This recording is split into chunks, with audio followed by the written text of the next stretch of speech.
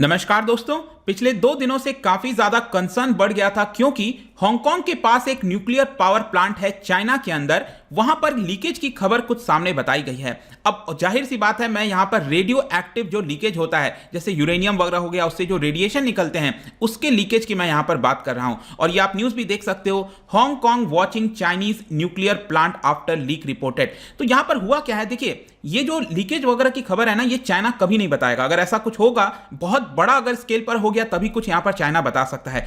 तो ये जो खबर है, हुआ क्या है कि ये जो पूरा पावर प्लांट है वहां पर फ्रेंच कंपनी का भी हिस्सेदारी है 30%। और इस फ्रांस की कंपनी ने क्या किया, एक रिपोर्ट लिख दिया अमेरिका को, और अमेरिका से ये जो रिपोर्ट है वो लीक हो गया मीडिया में। और इसी की वजह से हमें इसके बारे में पता चल पा रहा है, क्योंकि ज्यादातर जो अथॉरिटेरियन स्टेट्स होते हैं वो इसके बारे में कभी रिपोर्ट नहीं करेंगे। क्योंकि अगर आपको याद होगा, अभी तक का सबसे बड़ा जो न्यूक्लियर डिजास्टर हुआ था, चेरनोबिल डिजास्टर, आपने सुना होगा 1986 में, यह हुआ था यूएसएसआर के अंदर। पहले हुआ करता था यूक्रेन, अभी तो क्या है यूक्रेन अलग देश है, लेकिन पहले यूएसएसआर के अंदर हुआ करता था। तो उस समय भी यूएसएसआर ने उसको छुपाने की कोशिश की थी, लेकिन उसका रेडिएशन कई किलोमीटर दूर तक चला गया था, जिसकी वजह से वो छुप नहीं पाया। और बहुत ही अच्छा एक मूवी बना हुआ है इसके ऊपर, चेरनोबिल नाम से। अगर आपने नहीं देखा है तो जरूर देखना चाहिए, काफी कुछ आपको उसके अंदर सीखने को मिलेगा। लेकिन अभी के लिए हम इसके बारे में डिस्कस करेंगे डिटेल से, हुआ क्या है, क्या यहां पर किसी प्रकार का कंसर्न है, और ये जो लीकेज है वो एग्जैक्टली मतलब किस प्रकार से हुआ है। तो यहां पर भी आपको काफी कुछ जानने को मिलेगा। चलिए आगे बढ़ते हैं। अगर आप यूपीएससी की तैयारी कर रहे हैं तो इसके बारे में सारी जानकारी आपको डिस्क्रिप्शन में मिल जाएगी, वहां से आप हमारे ऐप को भी डाउनलोड कर सकते हैं। सबसे पहले हम देखेंगे कि हुआ क्या है। यहां पर देखिए, ये जो पूरी खबर है ना, ये सीएनएन ने पहले रिपोर्ट किया था। ये आप न्यूज देख सकते हो यहां पर 14 जून को यहां पर ये रिपोर्ट खबर दिया गया है। US assessing reported leak at Chinese nuclear power facility. जो जैसा मैं आपको बता रहा था कि फ्रांस की जो कंपनी है उन्होंने यहां पर एक रिपोर्ट भेजा यूएस गवर्नमेंट को, और यूएस गवर्नमेंट इसके बारे में जांच वगैरह कर रही थी, देख रही थी कि क्या एक्चुअल में कोई लीकेज वगैरह हुआ है कि नहीं चाइना के न्यूक्लियर पावर प्लांट में। और ये जो फ्रांस की कंपनी है जिसकी हिस्सेदारी है चाइना के इस पूरे पावर प्लांट के अंदर 30%, इसका नाम है फ्रामाटॉम। ये ध्यान रखिएगा, ये फ्रेंच की कंपनी है फ्रामाटॉम। इन्होंने बताया कि ये जो पावर प्लांट है, अब ये पावर प्लांट कहां पर है ये भी आप पहले अच्छे से समझ लो। चाइना के अंदर जो प्रोविंस आपने सुना होगा गुंगडोंग, ठीक है, गुआंगडोंग, ये आप देख सकते हो यहां पर। ये आपका चाइना का जो सदर्न साइड है ना, ये यहां पर हांगकांग आपको देखने को मिलेगा। इधर आपका वियतनाम हो गया, ये साउथ चाइना सी है। तो यहां पर जो हांगकांग है उसी के जस्ट पास यहां पर एक न्यूक्लियर पावर प्लांट है जिसका नाम है ताइशान, ठीक है।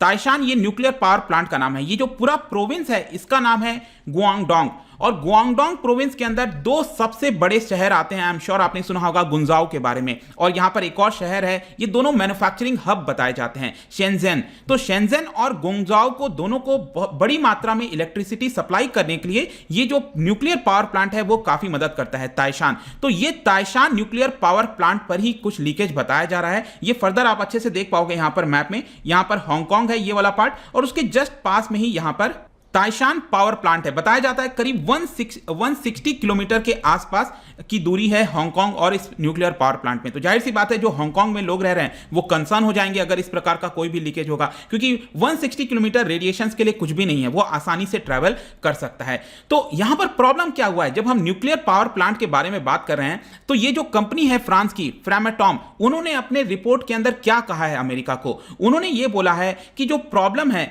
वो फ्यूल रॉड के अंदर देखने को मिल रही है। अब यहां पर क्वेश्चन आता है कि न्यूक्लियर पावर प्लांट के अंदर ये फ्यूल रॉड्स क्या होते हैं।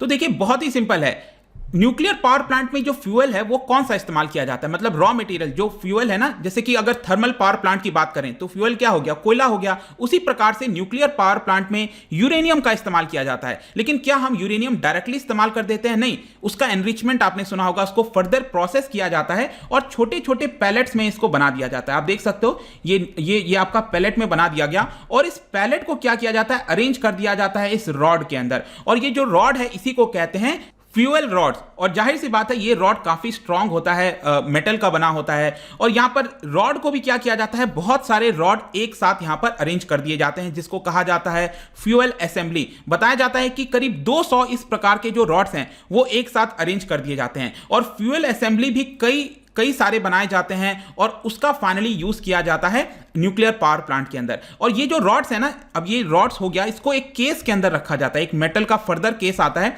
उसको यहां पर रखा जाता है ताकि कोई भी लीकेज ना हो। और उस केस को आप देख सकते हो इस तरह से वाटर के अंदर डाला जाता है। आप देख रहे हैं ना, ये वाटर के अंदर, वाटर क्या है, बेसिकली कूलेंट का काम करता है एक तरह से। और राइट साइड के डायग्राम में भी आप देख पाओगे इस तरह के बहुत सारे जो केसेस हैं इस तरह के रॉड्स के, वो यहां पर डाले गए हैं। और यही एक प्रकार से रॉ मटेरियल का काम करता है, फ्यूल का काम करता है पूरे न्यूक्लियर पावर प्लांट के लिए। आई होप कि आपको समझ में आ गया। तो जो फ्रेंच कंपनी ने यहां पर बताया है, प्रॉब्लम कहां पर हुई है कि फ्यूल रॉड्स के अंदर कुछ ना कुछ होल हो गया है। किसी फ्यूल रॉड के अंदर, एक फ्यूल रॉड के अंदर, या फिर हो सकता है 2-3 फ्यूल रॉड के अंदर कुछ होल हो गया होगा, जिसकी वजह से रेडिएशन देखने को मिल रहा है, जो कि बहुत बड़ा कंसर्न हो सकता है। अब देखिए यहां पर, अब कैसे पता चलेगा कि रेडिएशन फैल रहा है, क्योंकि यहां पर जो कंसंट्रेशन है सर्टेन नोबल गैसेस का, कौन से नोबल गैसेस, जैसे क्रिप्टॉन हो गया, जेनॉन हो गया, इसकी जो संख्या, इस गैसेस की संख्या यहां पर कंसंट्रेशन बढ़ते हुए देखने को मिल रही थी। और इसी की वजह से यहां पर ये जो कंपनी है फ्रांस की, उन्होंने रिपोर्ट लिख दिया अमेरिका को। तो नेक्स्ट यहां पर क्वेश्चन यह आता है कि ये जो रेडिएशन लीक है, क्या ये सच में हुआ है? तो बिल्कुल, यहां पर जो रिपोर्ट लिखी गई है कि फ्यूल रॉड्स में से, मैंने आपको बताया ना, ये वाला जो फ्यूल रॉड था, यहां पर कुछ होल हो गया होगा और किसी रॉड्स के अंदर, और इसमें से रेडिएशन बाहर हो गया होगा। लेकिन अच्छी बात क्या है, देखो अच्छी बात यह है कि ये जो रेडिएशन है वो आपका प्राइमरी सर्किट के अंदर ही है। अब आपको यहां पर देखने को मिलेगा, ये एक प्रकार का जो न्यूक्लियर रिएक्टर है उसका डायग्राम दिखा रहा है, ठीक है। तो ये वाला जो आप स्टार्टिंग में केस देख रहे हो ना, इसको कहा जाता है प्राइमरी रिएक्टर। उसके बाद सेकेंडरी रिएक्टर इस तरह से देखने को मिलेंगे। तो ये वाला जो केस है यहां पर, ये प्राइमरी रिएक्टर है। और इसके अंदर आप ध्यान से देखिए, जो मैंने अभी आपको बताया था कि जो रॉड्स हैं वो इसके अंदर डाले जाते हैं वाटर के अंदर, वो इसी तरह से आपको देखने को मिलेगा। तो यहां पर जो लीकेज है वो अभी इसी के अंदर कंसंट्रेटेड है, वो यहां से बाहर नहीं आई है। और इसी की वजह से न्यूक्लियर पावर प्लांट के आसपास जब डिटेक्ट करने की कोशिश की गई कोई भी रेडिएशन को, तो ऐसा डिटेक्ट नहीं हुआ है, ऐसा बताया जा रहा है। और यहां पर जितने प्रोफेसर हैं, साइंटिस्ट हैं, उनसे भी यही पूछा गया और उन्होंने ये कहा कि ये जो इनर्ट गैसेस हैं, क्रिप्टॉन वगैरह, अगर ये इसी के अंदर हैं, यहां पर अगर रेडिएशन प्राइमरी सर्किट के अंदर है, तब तो ऐसा कोई बहुत चिंता करने की बात नहीं है, क्योंकि फर्दर क्या होता है कि इसको और अच्छे लेयर से ढका हुआ होता है यहां पर, तो इसके लीक होने के चांसेस बाहर कम हो जाते हैं। तो नेक्स्ट यहां पर क्वेश्चन आता है कि क्या पीपल को कोई किसी प्रकार का रिस्क है? देखिए अभी के लिए तो अपीयर नहीं हो रहा है, मैं बार बार कह रहा हूं, हम चाइना की बात कर रहे हैं। अब एग्जैक्टली खबर क्या हो सकती है, क्या नहीं हो सकती है, वो तो चाइना खुद से ही जब तक सच्चाई से नहीं बताएगा, वो एक अलग चीज है। लेकिन अभी के लिए ऐसा जो इंफॉर्मेशन है हमारे पास, उसके हिसाब से लोगों को ऐसा कोई खतरा नहीं है, सब कुछ यहां पर नॉर्मल है, ऐसा बताया जा रहा है। और कंपनी भी शायद यही कह रही है कि जो प्रिस्क्राइब्ड लेवल है रेडिएशन का, वो यहां पर मेंटेन किया हुआ है। और यहां पर आप न्यूज भी देख सकते हो, China denies radiation leak at reactor but admits fuel rod damage. तो यहां पर फाइनली जब ये रिपोर्ट सामने आ गई तो चाइना ने इसको एक्सेप्ट कर लिया कि हां कुछ फ्यूल रॉड में से डैमेज वगैरह हुआ है, जिसकी वगैरह से लीकेज हुआ होगा, लेकिन ये सीमित दायरे में है। जो प्राइमरी रिएक्टर मैंने आपको बताया उसी के अंदर है ये। लेकिन इसके साथ साथ मैं आपको एक और चीज बता दूं कि ये जो फ्रांस की कंपनी ने जो रिपोर्ट लिखी है यूएस को, उसके अंदर एक और चीज मेंशन किया है कि चाइना क्या कर रहा है, जो प्रिस्क्राइब्ड लिमिट होती है ना, मतलब कि आसपास अगर कोई रेडिएशन होता भी है तो एक लिमिट से अगर ज्यादा होगा तब ये खतरा बन जाता है। तो यहां पर इस रिपोर्ट के अंदर एक और चीज बोला गया है कि चाइना ये लिमिट को बढ़ाने की कोशिश कर रहा है। बढ़ाने के लिए इसलिए कोशिश कर रहा है कि अगर यहां पर रेडिएशन ज्यादा भी होता है तो न्यूक्लियर पावर प्लांट को शट ना करना पड़े। लेकिन जाहिर सी बात है, आसपास के जो लोग हैं उनको बहुत बड़ा इससे खतरा हो सकता है। तो अगेन यहां पर चाइना को जो भी इससे रिलेटेड जानकारी है उसको ट्रांसपेरेंट तरीके से विश्व के सामने रखना चाहिए। अगर किसी प्रकार का लीकेज हुआ भी है उसको सही तरीके से यहां पर बता देना चाहिए। तो ये पूरा वीडियो था दोस्तों, यहां पर कुछ लीकेज की खबर आ रही थी हांगकांग के पास इस न्यूक्लियर पावर प्लांट में, इससे रिलेटेड जो भी कुछ था आपको जानने को मिल गया होगा। जाने से पहले बहुत ही इंटरेस्टिंग क्वेश्चन आपके लिए लेकर आया हूं।